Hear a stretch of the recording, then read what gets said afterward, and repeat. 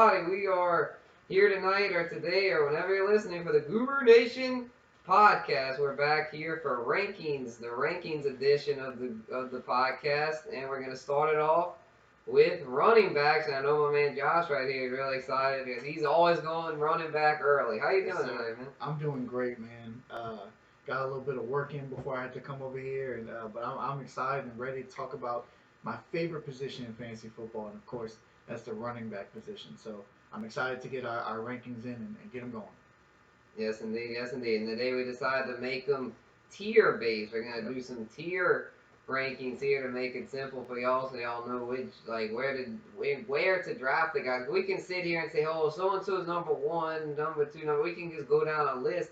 But I mean, that doesn't really help y'all on draft day because it's like, okay, yeah, so and so's ranked ahead of so and so. But where do I draft them? You know, I mean, so that's the whole key of fantasy is knowing where to draft players and knowing value, how to maximize value. And a lot of that is tiers. I mean, tiers aren't gospel. I mean, there are some exceptions, but that's where we're going to dive deep rather than instead of just throwing some tier list at you. We're going to dive deep and explain our reasoning for these tiers and break down like who's solid, who could maybe leap, and maybe who might fall. And we're gonna get it situated for y'all because I know we got a lot of people drafting here this weekend. I mean, it's getting into August, middle of August. I know it's prime time for drafts. So yeah, we're gonna dive right in, man. So I have 5 drafts from Thursday to Sunday. Yeah. It's gonna be a crazy weekend. Exactly, yeah. And the running back rankings will be dropping on IG, and so we're gonna have this episode out for y'all to really break it down. I'm have them all ranked, and then for those that need the deeper dive here, that's what we're here for on the Guru Nation podcast. So let's dive right into it, man. I know you kind of help simplify the thinking. Like, I like tier rankings, but sometimes I get a little like, man, where should I break the tiers? You know, but you were saying that you basically did it, and it just made a lot of sense. It's basically doing it to where first rounders, it's like our surefire first rounders or surefire RB1s are in tier 1. Yeah. So basically, the way I'm doing it is in my tier 1 are guys that I am super comfortable with having as my RB1. Don't need to even think twice about it. I'm perfectly fine with having these guys as my RB1. When we get into the tier 2s, these are guys where I'm okay with having some of them as my RB1, but for the most part, I'd much rather have them as my RB2, knowing that they can easily give me RB1 upside. And when I get to my tier 3, these are guys that, again, like I might be decent with having them as my RB2 if maybe I chose to go after a wide receiver that I really wanted. But for the most part, I want them in my flex. And I know that they can give me, like I'm comfortable with having them in my flex. I know they can give me that RB2 upside. Indeed. All right, and then after that, if once we get through that, we can name drop a few guys, like some sleeper guys. And my rankings on IG will have all the way through 72. I'm going to have 72 running backs ranked. But here, I know like the early rounds is where a lot of people kind of have trouble distinguishing. Because the later rounds, a lot of times, like you have your certain guys you like late. So like you can say like, some people might think you're crazy, but I mean, if you really like so and so, like I'm just trying to think of a name. Like if you really like like Bryce Love, like he's a name people like. So a lot of people might not even have him ranked in their top 80. Right. But I mean, if he's someone you like, you might as well just go ahead and take a flyer on him. Right. You can get him in your last 2 picks or whatever, and it's really a no risk, maybe reward kind of situation. So exactly. So all right, yeah, let's break it down here to start. We've got tier 1. And I'm just going to name my guys real quick here, the guys that I feel really secure about taking as an RB1. And I got to say, obviously, CMC, Saquon, and Zeke. I mean, those 3 are safe, secure, rock solid, locked into that tier, no doubt. And then other guys that I have to throw in here, I'd say Alvin Kamara and Dalvin Cook. They both have their share of injury concerns, but they're in a contract year this year, and I feel like they'll both do well. I mean, Kamara I feel better about for sure. The receiving upside and I just feel a little bit better about his overall situation. Dalvin concerns me some, but he's still good enough to be in this tier. Mm-hmm. And then the other guys that I have here, Josh Jacobs, Derrick Henry, and Austin Eckler. Because if we're doing PPR, I mean, I'm confident in Austin Eckler as an RB1 in PPR. I mean, if it's standard, then I obviously wouldn't have him in this tier, but for PPR, I gotta say I'm confident with Eckler as an RB1. And Henry, I mean, he's not a big reception guy, but he's gonna do enough on the ground to be in this tier. I feel like. And then Josh Jacobs, y'all. I mean, I love Jacobs this year. I'm all in. I feel like By the time it's all said and done, by the time we're doing this episode next year, he's going to be a top 5 running back. So. Okay. Maybe. Maybe not. But we'll see about that. The jury's out. Maybe, yeah. So you actually have a little bit more in your tier 1 than I have, which is fine. So I also have, Saquon, McCaffrey, Kamara, Zeke, Cook. I have all those guys. I think you can't go wrong with any of them. Honestly, if you have a top 5 pick, you're taking one of those guys and you're not looking back, right? I also have Eckler. I think he's being vastly undervalued this year, and it's almost criminal at this point. The guy was the RB3 last year while sharing the backfield with Melvin Gordon. You could argue he was the RB2 on his own team, and he still finished as the RB3 in fantasy. I'm not even trying to hear and entertain anything else when it comes to him. He's an RB1. You pick him, and you don't look back. But I also actually have Aaron Jones in my tier 1. Spicy. I think he's even more being criminally undervalued this year. I don't get it. I get that they drafted A.J. Dillon. Cool, fine. He'll probably be a little bit of an annoyance throughout the year. He might take away a few goal line touchdowns. Cool, whatever. Let's be honest. They are running this system through Aaron Jones. It's very clear, and he is going to be another RB1 this year. He's going to be a top 10 running back. There's no reason for me to think that he's not, unless he comes down with some kind of injury or whatever. But A.J. Dillon this year is not going to be enough to take him away from that tier 1 slot. I don't get it. Yeah, that's where I think we're gonna have to somewhat disagree here because I don't mind Aaron Jones this year. I actually feel like he's a pretty good value in drafts. However, I just can't get behind him as like a surefire RB1 because I feel like the touchdowns are gonna go down. What do you have, like 19 touchdowns? I feel like it's gonna go down. That number, and I think it's gonna plummet. Honestly, I think it could drop to maybe 9 to 10 because Dillon. I feel like AJ Dillon's gonna be a goal line vulture. Like he's gonna be vulturing goal line carries from Jones, and Dillon, man, I think he's the real deal. I really do. I still think Jones will be fine for this year, but Jones is another one contract year, and I think he'll do fairly well. However, I feel like after this year, Dillon is going to be his backfield, and so I feel like I just don't feel confident in Jones. I just don't. I feel like he's not part of their long-term plans. I feel like they might just. I have a feeling like if he has fumbling issues or something or gets in there, he could fall in the Matt LaFleur's doghouse at some point. I feel like it's just he's had it before too. He's really talented, but he's had times where he hadn't been on the field because the coaching staff got frustrated with him, and so he's definitely better than he used to be. He's arguably a top 10 running back in the NFL, but for fantasy, I feel like there's few too many red flags for me to feel confident about him to be in this first tier, this elite RB1 tier. Because to be in this tier, you have to be really confident. Like as much as I like Austin Eckler, I almost didn't put him here, but I was like, well, it's PPR. I'm confident in his receptions and he's gonna get more carries this year, so I'm gonna put my man Eckler in here. But yeah, guys like Aaron Jones, Joe Mixon, Nick Chubb. As good as those guys are, I just couldn't quite put them in this tier. I'm not quite confident enough in them to be like that surefire first round RB1. Right. Okay. So before we go into tier 2, I'll just say one more thing about it. Like I agree with everything you're saying. The touchdowns are going to go down.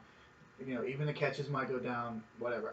I think even if you factor those things in, he's still going to be a top 10 running back. I think he proved he's clearly a top 10 running back, and he's somebody that I just don't see going anywhere this year. Even if they run the brakes off of him before they let him go and give it to A.J. Dillon. That's still going to be a top 10 running back in my book. But hey, teach its own on when it comes to Aaron Jones. I'm glad to take him in the late first round. Absolutely. Yeah, I got it. Yeah, and I understand your reasoning. You're not concerned about Dillon, whereas I am. So it's just preference. If you're concerned about Dillon, he'll be annoying, but I don't think it'll be enough to drop him that much. Is what I'm saying. But he will be annoying. I trust me.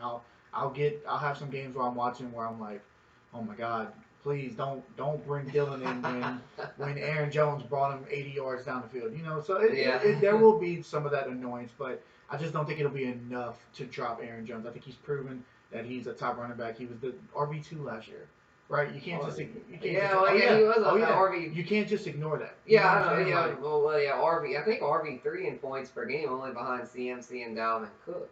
No, well, the last time I checked, he finished as number 2, and then Yeah, points, Eckler finished as points number per 3. game. Yeah, Right, points per game. That which just Dalvin missed those last two. So right. yeah. So I'm looking at the whole body of work instead of just per game. Yeah, But I Dalvin is understand. injured. Yeah, per game's like it's like I usually look at that like as some guy that's kind of like a fluke if they got injured type thing. But yeah, a guy like Dalvin Cook, as we discussed Right, which earlier, is why I still won't pick is Jones over injury Dalvin prone. Cook. Yeah. But I mean, but yeah, he's still no points per game. He's a stud.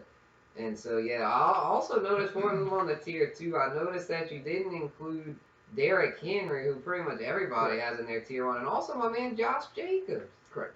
Josh Jacobs was hard for me to leave him out of tier 1. He's kind of one that I kind of go back and forth on. Right now, him and Henry are literally at the top of my tier 2. Um, I have a little bit more confidence in Jacobs than I do with Derrick Henry as far as putting him in 1, and I have no problem with anybody putting him in tier 1. I do think some of the hype is getting a little crazy. I've seen some people picking him 5 and 6 in mock drafts. I think that's pushing it a little too far. Not saying that I don't think he can give you that value. I'm just saying you're giving yourself a little bit more of a risk by picking him right there. He definitely has the talent for it. I don't know how much I'm trusting Gruden this year. I don't know how much I trust him any year. I don't know how much I'm trusting that offense, especially if he does put in Mariota. I think that could hurt his value. Not to mention the value of all the other wide receivers that are on that team and every player. Period. But it sounds like they're leaning towards wanting to give the keys to Mariota, and I just think that that's an absolute disaster for that offense. And that's kind of what's holding me back when it comes to Jacobs. Other than that, I love Jacobs. He's a great talent. He's a good young man. He could very well jump into, like you said, next year at this time. He could easily be in the tier 1. It's very possible. Just for this year, I'm tampering my expectations a little bit because I want to see what's going to happen. Okay. But him and Henry are at the top. So Henry, real quick, I'll go ahead and say on him, I don't trust the fact that he does not catch any passes at all. Yeah, his receptions are. That's why I was debating about today, Jacobs versus Henry, and I told him I was like, I'd rather Jacobs because at least he's got some room for growth as a receiver. Right. Henry is just. I mean, he is what he is. He's a bulldozer. Right. But he's not going to catch, and that hurts his PPR value. But he's still going to run enough, I feel like, and get enough TDs to be a surefire first rounder. Well, he's like a true workhorse, and the Titans are committed to him. They just paid him, and they're committed to using him as their feature guy. And like we talked in our last video, we kind of differ on the fact where I think they're going to completely stack the box because I don't think anybody or their mama is scared of Ryan Tannehill back there. Man hates Ryan Tannehill. But you think they will be. So it really depends on how you feel. Do you think they're going to be scared of Ryan Tannehill? If you think they're going to be scared of him, then that means you're saying that you think Henry's going to have a lot of open holes to be able to run. If you don't, like I don't, then no, you think they're going to stack the box and they're going to make sure that Ryan Tannehill beats him in games because I know that's what I would do. So basically that's why I rank him. Well, if that's the case, then more for A.J. Brown. I'll be happy with that.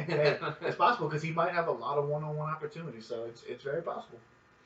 Good deal. Yeah, and then about Jacobs, one more thing about Jacobs, I'm not too concerned about the situation. You did bring up a good point, though, if they switch to Mariota, because, when Mariota was a quarterback, that didn't seem to help Derrick Henry too much. No, it doesn't help anybody too much. So hopefully Derek Carr will keep the job, which I think he will for most of the year. I think the only way that he'd lose the job would be if the Raiders just are in a rut, and then Gruden just like, screw it, I'm going to try something new. But as long as they get off to a somewhat competent start, then I think Carr will keep the job most of the year. And if that's the case, then I think Jacobs will do fine regardless of the quarterback. But the thought of Mariota coming in isn't very appealing. But I think he'll be fine if Derek Carr stays. I think he'll be fine. I don't think he will. And I'm kind of predicting that he won't. And because I just think Gruden doesn't like him for whatever reason. Don't know how you could like Mariota over anybody, but. It seems like he doesn't like Derek Carr that much, and it seems like he's going to try to force Mariota into the offense. And if he does, to me, that just plummets Jacobs for me. And it has nothing to do with him. Yeah, that's the thing. I'm all right with. I'm not playing that he's going to plummet. I don't think it's going to really help. I don't think he's going to plummet if that happens. But I'm all good. Let's move on to tier 2. We dove deep into tier 1 there. Let's do tier 2, which is the tier in which I feel like guys that could be RB1s, but at the very least, they'll at least be really good RB2s. And these guys, the guy that to me kicks this tier off is Clyde Edwards-Helaire. I almost put him in that first tier, but I just, man, he's a rookie. I couldn't quite put him there, but he's really close to being there, I feel like. I feel like guys like Clyde Edwards-Helaire, and then we talk about Nick Chubb, Joe Mixon, Aaron Jones are all in this tier, the upper part of this tier for me. And then a couple guys that people are really hyping up, Kenyan, Drake, and Miles Sanders. I feel like are firmly in this tier. Some people wanting to put them in the tier 1. I just can't do it. I feel like either one are proven workhorses, and I don't think they're going to be true workhorses. I think they'll have a lot of good weeks and be serviceable RB2s with RB1 upside, but they're nowhere near locks to be RB1s, I feel like. I mean, because they don't have the ability to be workhorses like a big man like Henry or Jacobs, and they don't have the receiving chops like guys like Kamara or Eckler. So because they don't have, they're just not there, and they're not elite in any sense. I mean, they're good. I mean, Sanders possibly, but I just, again, Doug Peterson scares me with that system. And I just, it's hard for me to get super confident in these guys. And then the last 3 that I included in this tier, kind of like the 3 old school workhorses that I feel like they were still worthy to be in this tier: Leonard Fournette, Chris Carson, and Melvin Gordon. Very good. Very good. So, I actually have a surprise at the end of my tier 2 list that I'm excited to get to. But I'm going to go ahead and start off. So I have Henry and Jacobs, like I said, they're pretty much at the top. Also, I do have Clyde Edwards-Helaire at the top also. He's under those 2 guys. I'm with you on this one. I need to see it first. I do understand he got drafted in probably the best possible situation he could have got drafted into. And then now you counter in that Damian Williams opted out, so he's for sure given the keys to the offense. That's fine. That's great. He could absolutely finish as a top 10 running back. Could be for sure. I think he will. I don't know if I want to say that I think he will yet, but I absolutely think the potential is there. I just need to see it first. So he's at the top of that list also. I have Drake in there. I have Nick Chubb in there. Of course, we found out about Nick Chubb's concussion, which kind of hurts him. That puts him in the bottom of that tier 2. I'm not too concerned about that, to be honest, because I feel like by the time the season starts, it'll be good. But the chance of a reoccurring thing, that could be an issue. If it reoccurs, it could be really bad. So I'm kind of worried about him. I love Mixon, so it was kind of hard for me to put Mixon in the middle of this tier because I think he could be in for a huge bounce back year this year. I think he's being very undervalued as well. Miles Sanders, I like Miles Sanders, but he's being overvalued. I saw someone yesterday actually say that this guy could be the fantasy MVP this year. Stop it.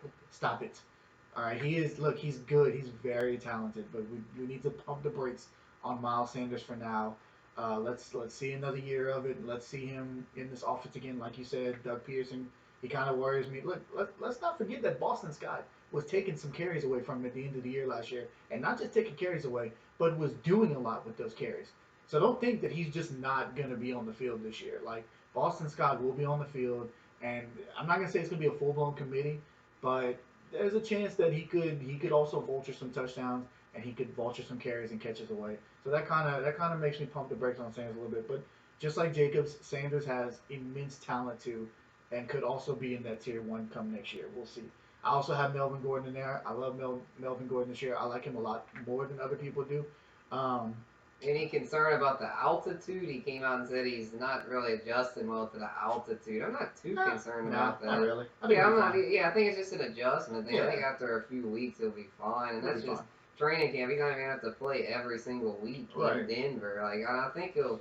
I mean, he's done it before. He played them twice a year when he was with the Chargers. So I'm not worried about that. I swapped him and Chris Carson in my overall rankings because Carson, they said, is already back at practice, which I was really impressed with. He's coming off a broken hip. It's a really serious injury. Fantasy Doc, shout out to him. He was a little concerned about Carson, but I mean, he's back at practice. Looks like a full go. So I'm confident in Carson.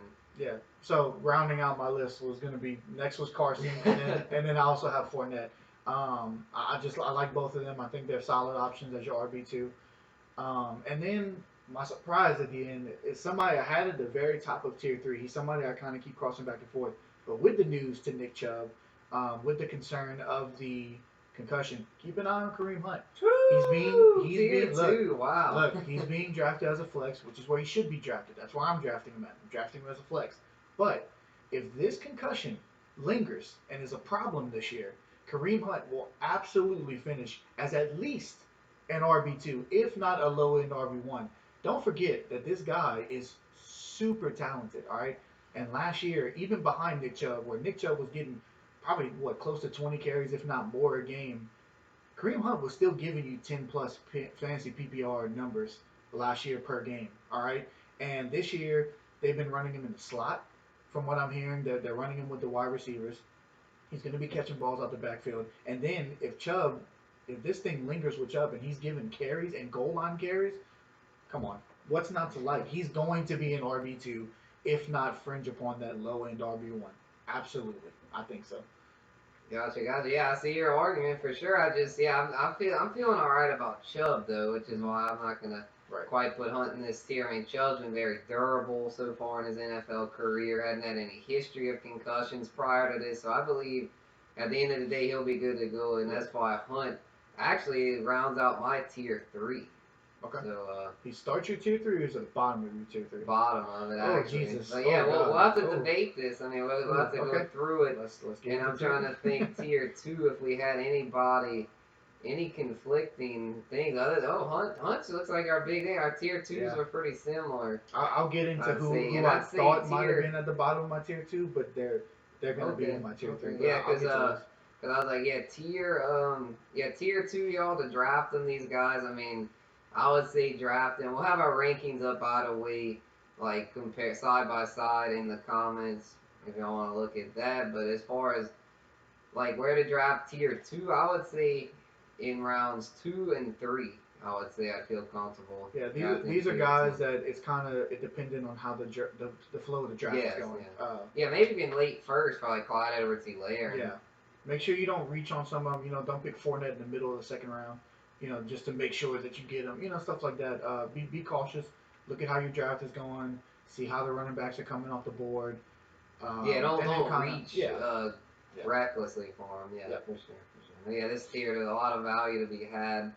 Definitely. In rounds 2 and 3. All right, so tier 3 will begin for me with a guy I'm not a huge fan of, which is why he didn't make tier 2. He's in a lot of people's tier 2, and that's Todd Gurley. I couldn't quite put Todd Gurley in my tier 2. I mean, he caps off tier 3, which is the tier that they're like guys you feel great about as your flex, but if they're your RB2, you're a little concerned, right? You're not quite confident. And Todd Gurley and David Johnson, for PPR, I think he'll bounce back.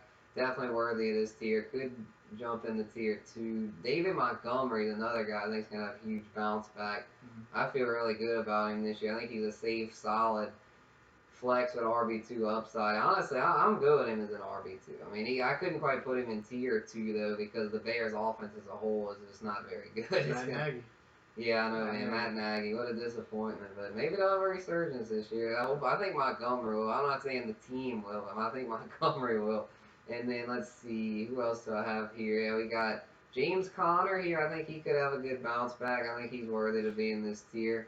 He's very injury prone, but when healthy, he should do well there in that Steelers offense, which should be improved this year with Big Ben back. And then a couple rookies here I feel like deserve it. DeAndre Swift and Jonathan Taylor, both in good situations. Swift especially, I feel like. And then Taylor is just such an elite talent. I feel like he'll be the starter in Indy at some point. And then Devin Singletary and Lev Bell have to throw in here. Not a huge fan of either one. Singletary is just because he's got a lot of other guys there. I mean, Zach Moss, the rookie drafted, and then Josh Allen's going to be vulturing goal line looks. And then Bell, I don't like him at all this year. I feel like he's on the decline as far as his career. And then with Frank Gore there now, the rookie with Michael Pirine, neither one are like intimidating threats to carry, but I think they'll take enough work away from Bell where he won't be like as much of a workhorse as he used to be, and he's not very efficient. He's not very efficient on a per touch basis, so I feel like his numbers will suffer as a result. And then the others that I have here is just a couple more. Mark Ingram, a solid veteran, I feel like still worthy of this tier. I think it'll eventually be J.K. Dobbins backfield. He could take it as soon as this year, but I feel like Ingram will be the starter there most of the year. And when he is the starter, he'll be putting up solid numbers. And then I would say Kareem Hunt sneaks in there just because of that PPR upside. And then if something would happen to Nick Chubb, then of course he'd be in that elite tier. But I'm pretty confident in Nick Chubb, though. I'm not confident enough to put him in that elite tier, but I feel like he's he's good enough to hold up as their primary ball carrier for the season, and which is just gonna cap Kareem's upside. Yeah, I just can't be more sad that you just said he creeps into tier 3. Couldn't carry the ball enough. Nick Chubb's a sad. workhorse. That just makes me sad. But anyways, continue. to each his own. Yeah. Okay, so I also struggled with Montgomery big time because I really like Montgomery as a talent. If you watch him play, he's really good. Like he's very shifty in the backfield. He's good at making people miss. He runs tough. It's just he doesn't get. I don't think he gets enough carries because of Matt Nagy. He's very inconsistent. He really likes to run to Tariq Cohen, which I get. Tariq Cohen is a playmaker. I understand it. But at some point, he really needs to give the keys to the backfield to David Montgomery because he is really talented enough to be their bell cow. Because of that, I had to put him in tier 3, but he was someone I kind of struggled with. Gurley, I'm actually upset with Gurley because I was starting to get to the point where I was okay with having him as my RB2. I really was. I was starting to kind of draft him in mock drafts. I was getting okay with it. And then, of course, just like he does, he had to get hurt. I don't care if it wasn't a huge major injury, but it's something that he's going to do. And it just doesn't make me feel comfortable that he's going to stay on the field for all 16 games. It doesn't even make me feel comfortable that he's going to stay on the field for 14 games. You know, it just makes me feel like here we go again. Tyler Gurley's going to get hurt, and he's going to get hurt again. And he's going to come back and he's going to get hurt again. I'm not trying to deal with that. But because of talent alone, because he's a really talented running back, I'm okay with putting him in this tier 3. Because if you can get him in your flex, then that's fine. Because if at any moment you can put in maybe a wide receiver that you have on your bench, you know, and you can put him in while he's hurt or whatever. So I'm okay with having him there. I'm with you on Devin Singletary. I think he's very talented, but he does kind of have a crowded backfield. There's no telling what's going to happen back there. James Conner could have a bounce back year. Absolutely keep your eye on him. I put Le'Veon Bell in here just because he's a talented running back. But let's be honest, he's at the bottom of this list for me. Yeah. I really want nothing to do with him. Same. But I put him in here for talent alone because if they do seem to figure it out, he's a very, very talented running back still. I'm glad you brought up Mark Ingram because I actually didn't put him on here, but I'm okay with putting him here. I'm okay with drafting him on flex, even though I am with you that J.K. Dobbins will absolutely either take over this backfield by the end of the year or starting next year. But Mark Ingram could still have a very solid year, a solid enough year for you to have him in your flex. And then not at the end of my list, but the last one I'm going to talk about for my tier 3 is Jonathan Taylor. I don't have DeAndre Swift in here. I like DeAndre Swift. He's talented, but he plays for the Lions. I'm not putting him in tier 3 until I see that they can do something with him. But Jonathan Taylor I'm fine with because Jonathan Taylor's going to be running around behind probably the best offensive line, if not one of the best for sure.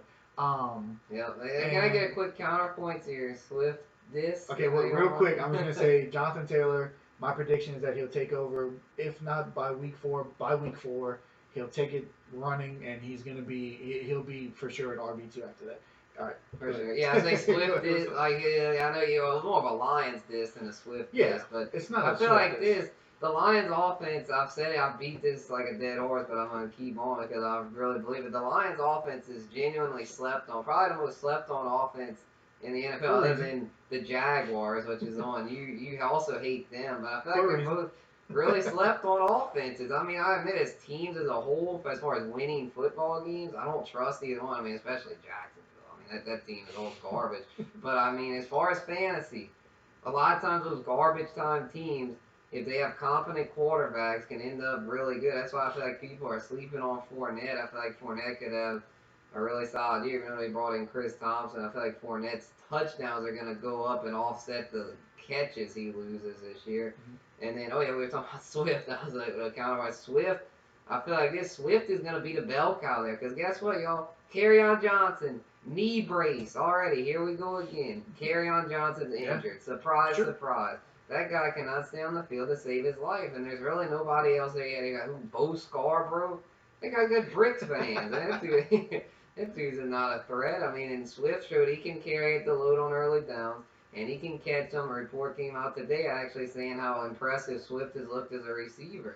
And so I'm confident in Swift, y'all. I think he'll live up to RB2 value with great flex value, and honestly, is a hot take. I mean, a lot of people are going to disagree with me. I looked it up. Fantasy pros, I think only 8% of the experts are with me on this. But I have DeAndre Swift slightly above Jonathan Taylor.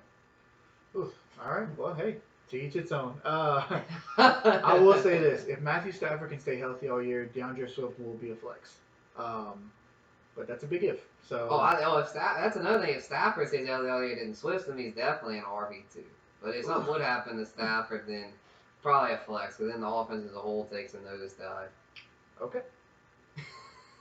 We'll leave it at that. All right, yeah. I'm trying to think, who else did we have in this tier that we kind of I mean, you had Connor in there, right? You had Connor too. Yeah, because Connor's one of those guys. I wasn't a huge fan of him early in the offseason, but you can't really argue with him being in this tier because, I mean, he's going to get the workload for sure. I mean, he's a workload guy. It's just, can he stay healthy? And that's a big if. So if you draft him, definitely, I would say, if you have to have him as your RB2, make sure to take your RB3 immediately after him. Because, like if you could have, like, a start of, like, let's say you have the CMC, Connor, and Swift, that would be ideal. Yeah, honestly, if you take a couple receivers into, like, yeah, that'd be a decent start. If you're having to take Connor as your RB2, that means your draft is going not. Yeah, it means you took maybe you took a Kittle and a Mahomes type thing. Please don't do that. But yeah, sure. If you do that. I mean, I'm not recommending it. I'm just saying it's just a scenario. Then your receiving calls stink most likely. Yeah. But yeah, I would say that's another. I wouldn't take back-to-back quarterback tight end. I would say you can take one of those three in your first three. You can get away with it. Yeah, you can get away with that. And so that's about it then for tier 3. I mean, I feel like that's about it for that. I mean, and let's go over to cap this thing off. Let's go over some backfields that didn't quite make these tiers. We'll go over some backfields that are just kind of like ugly committee. We'll start with the Patriots, and it's the same old story. Bill Belichick, ugly committee. But I feel like this James White, I think, is being kind of slept on. There's like an RB3 flex option. I think James White will be just fine this year. Cam Newton. Some people are concerned about him coming in, but I mean, I think he'll check down enough for White to remain relevant. I mean, he checked down with Christian McCaffrey a couple of years ago. I mean, he can utilize the slot back if needed. And I think James White, since there's not much early down competition there, White actually might get an uptick in carries this year to some degree. And so I'm feeling a little better about White than usual. I'm like, James White, just fade him. But I feel like he could actually be decent. And then Sony Michel injured again. He's another one like Carry-On. It's like, really? Like, I'm not even worried about him. The one I like late is Damian Harris. I think Damian Harris could be a late-round gem. Yeah, no, I agree. I thought about putting James White on my tier 3. He barely, like if we were doing tier 4, he'd be one of those that were at the top of it. He could have another big year too. I'll move on to another team that we didn't touch on. Another guy that I kind of went back and forth with is Tampa Bay. Ronald Jones has been announced a starter, so keep that in mind whenever you're drafting. But also keep in mind that it's a very crowded backfield. Yes, very, very crowded. They went out and drafted Vaughn for a reason. Yeah, I like that. I actually like Vaughn for this season because McCoy, I mean, they brought in LaShawn McCoy, but let's face it, LaShawn McCoy is on his last legs. They just brought him in as insurance. I think Vaughn is now, everyone freaked out that he tested for COVID, but he's already activated off the COVID list. I think Vaughn's going to be just fine as a sneaky good value pick in drafts. That was actually one I was going to touch on. Keyshawn Vaughn, y'all. Keep a close eye on him. I like him this year. Yeah, so just keep it with a grain of salt. Ronald Jones has been announced a starter. So, if you want to draft him for your flex and maybe you'll get 5-6 good weeks out of him, and that's, when I say good, I mean you're lucky if you get 10 to 15 points a week. But if you can get that, I mean, hey, that's not bad for a flex. So, keep that in mind. Maybe if you have him as a bench spot, and that'd be even better.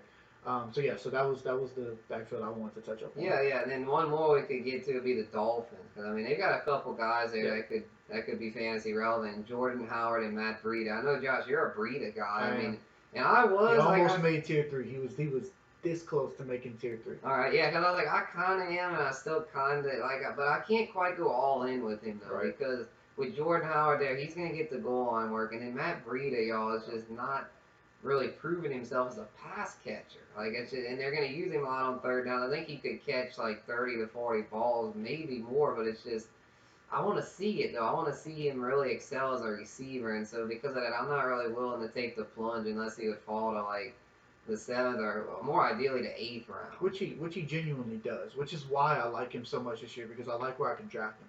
The thing with me about Breida is he's a playmaker and he's a speedster, so he can win you a week. You know, he can give you 25 to 30 points maybe one week, but he can do it any given week, and that's kind of what I like about him, especially where he's being drafted. I do agree his catching needs to get better. He needs to be a little more improved when it comes to between the tackle running. And also because Jordan Howard is probably going to get all of the goal line work. Yeah, that's what all that is what kept him out of tier 3. But you know where he's being drafted, I'm okay with it. And normally I'm getting him as like my 5th or 6th running back, so he's not going to be on my starting lineup unless something drastic happens or unless he does indeed just break out. You know, so I like where he's being drafted. As long as you're not reaching for him, and you're not drafting him specifically as your flex, I'm fine with that. Gotcha. And the only other backfield we missed, I believe, would be the 49ers, which is always an ugly committee with Kyle Shanahan. I don't want nothing to do with that. Yeah, I mean, Mostert, I feel like could be alright, but it's just he's going too high for my liking. Tevin Coleman is a good value. A lot of drafts, sometimes even he can get overdrafted. Because we always said just Shanahan and zone blocking, but it's like, it's just you never know who's going to do good. So it's just, that's a backfield I'd recommend staying away from unless the guys would slip pretty far and draft. Then the Rams. Another one I'm not a big fan of there. Cam Akers could maybe break out, but it's just, I don't really trust him. Didn't really like what I saw on film from him. Darrell Henderson, he's got flashy ability, but I don't trust him to be a workhorse or be able to do much significant there. So that's a bag, another one I'm staying away from. And last but not least, the Washington football team. I can't even say that with a straight face. I don't even want to talk about that. That is just tragic. I've had that back here. Although I will say this on a closing note, don't sleep on Antonio Gibson in PPR leagues. I'm not picking none of them clowns.